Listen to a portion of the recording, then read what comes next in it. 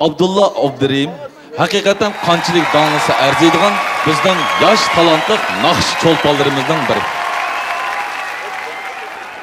O el söyler naqshlari bilan el qalbida cho'nqur o'rni ilib, xalqimizning baxtchiga sazovor bo'lib kelmoqda. U bugungi naqshlarini vatan parvonlari uchun beg'ishlamoqchi.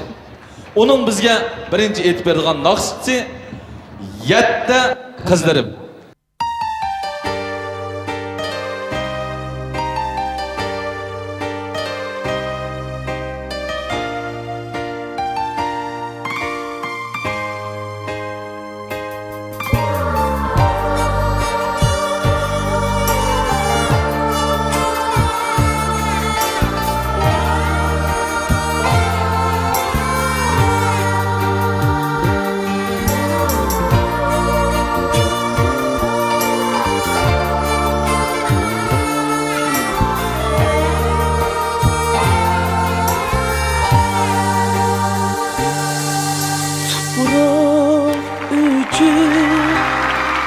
Sen emas Cahan ehli hidayı Tupurak üçün Sen emas Cahan ehli hidayı Yette kızga öksimez Halkımızın duayı Yette kızga öksimez Halkımızın duayı Yette kızning şöhreti en işçiga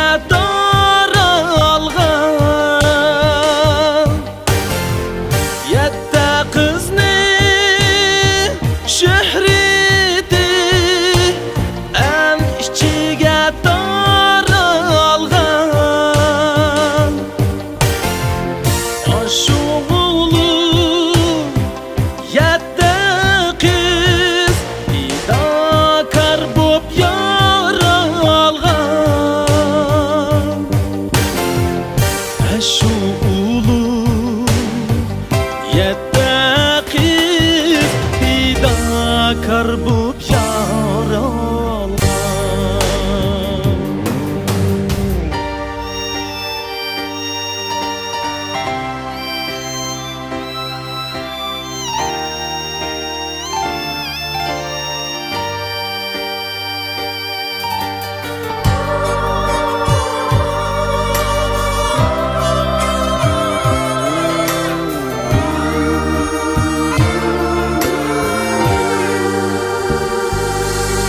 Yette digen sanakni milyon barmak sanaydı Yette digen sanakni milyon barmak sanaydı Her sanakta Yette kız parmaklardan marayı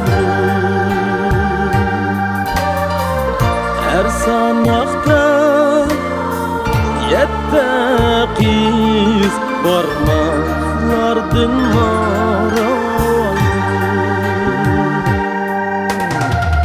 Yette kızning şöhreti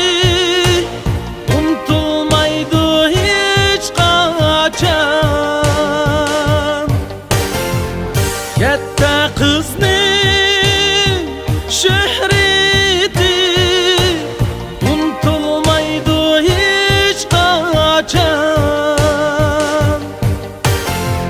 Hayattaki yette kız kalbimizde her zaman Hayattaki Yette kız